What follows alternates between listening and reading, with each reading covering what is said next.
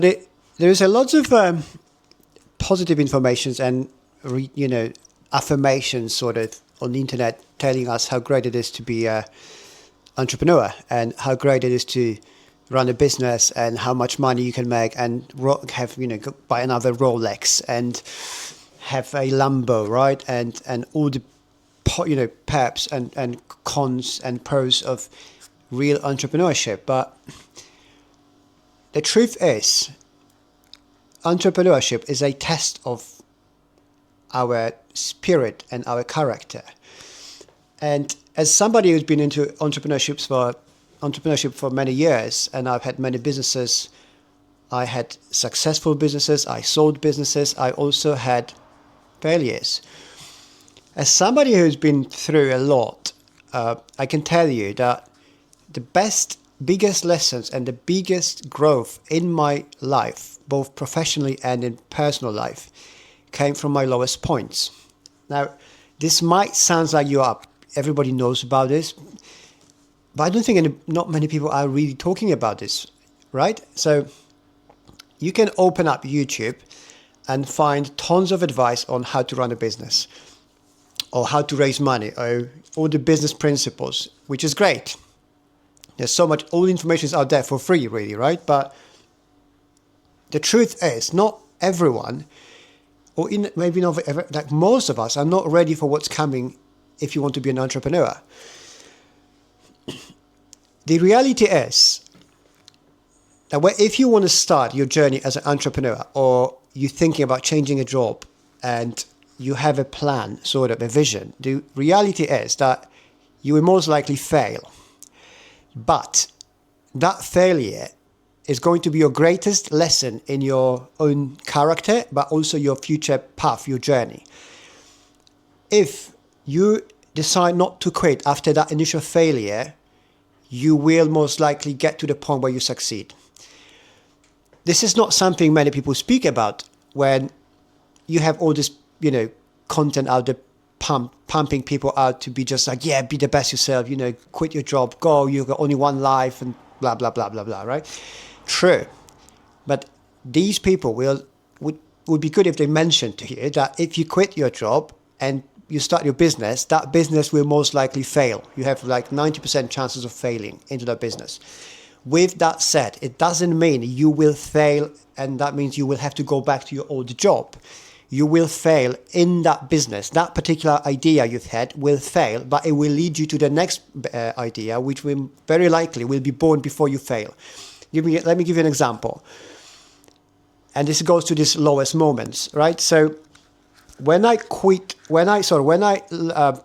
year, when one of my biggest businesses went into insolvency, went bankrupt, you can imagine that was the lowest point like ever in business for me, right? And it was a very long lowest point. But of course, I had other tasks to do. I've had money coming in, way less than before, but I had money saved because I had successful years in a business. And then you obviously save money for the time when you are less successful, up and down. When you're down, then you use the money you saved, right? That is the entrepreneurship. It's not like every month you just get salary and forever, right? You get money up, you save it, then you go down and you just live off it.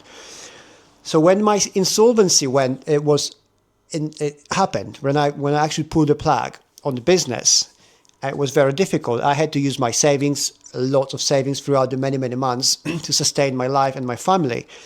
And of course, it was very hard for me mentally, but I've had things going on for me because I built them when I had my successful business up and running, right? You don't have a business, business is not like a job where you just you come in the morning and you do tasks and then you sign off and then you go home and it's all done.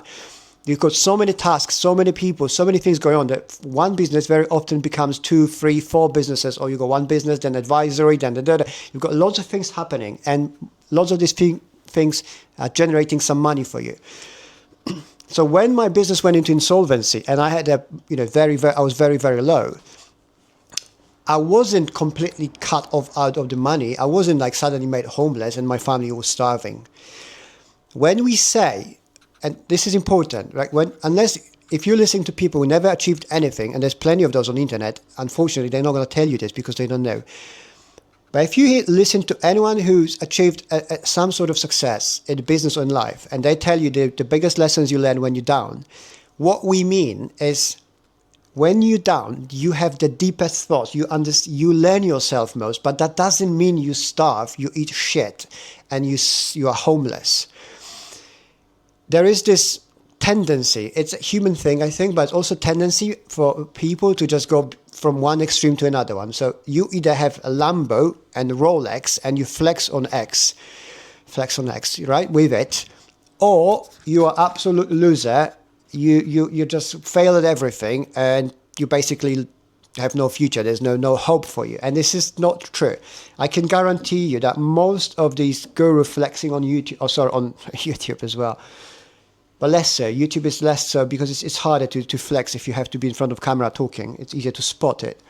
But all these gurus on X flexing and talking shit about how to run business, how to get clients, this and that, and buy my course. 99% of these people have nothing to do, nothing to say. They're absolutely full of shit. And these are the people who will often tell you lessons like I'm saying, like, oh, the biggest lessons came from lowest points. Yes, but tell me about your low point and your biggest lessons. And if you can't tell me that, then you saying it is just cope, or you're just trying to, be someone who you're not on the internet. And then you most likely will try to redirect the traffic to buy something. Oh, sorry, it's my kid's Tamagotchi. Do you know Tamagotchis? Oh, I think he's gonna die. Hang on, can I do anything? Nope. I think it's time. Anyway, it's going to be upset. So this is important to understand. There is not such a thing. If you start a business, or if you want to start a business and you want to quit and you're afraid of going very low, don't be, because you should be actually waiting for it. You should embrace it, because that's where you will learn, and that's where most likely your best business idea will come from. So going back to my insolvency, as I said, I was very low. I was managing to go through because I had some other tasks. I had some couple other businesses going. I had some advisory roles here and there, and of course my savings. The whole idea about me running a channel at YouTube, it came out there. I was thinking about this for quite a long time, about running a YouTube. I like talking about this stuff. I could talk about business with people forever, right? And not many people want to listen because I'm living in the middle of nowhere and I have family, kids. So I can't talk to my 3 years old or 5 years old or 8 years old kids. So I was thinking about this recorded videos. And because I was so busy with my business then, there was never perfect time. And I didn't really need to. I was making money. Everything was going on. But I wasn't that happy with the business. I was doing it for money, hoping it will become something big enough for me to actually be my main exit point, where I'm just going to make 10, 20 million pounds and I'll just retire so I can focus on something which I love. Now, there is a plot twist. That business failed. Therefore, I did not make my, imaginary exit for 20 million pounds. But I ended up doing what I really love doing. Recording it, running my YouTube channel. So, and it wouldn't have happened if I didn't have that lowest point in my life.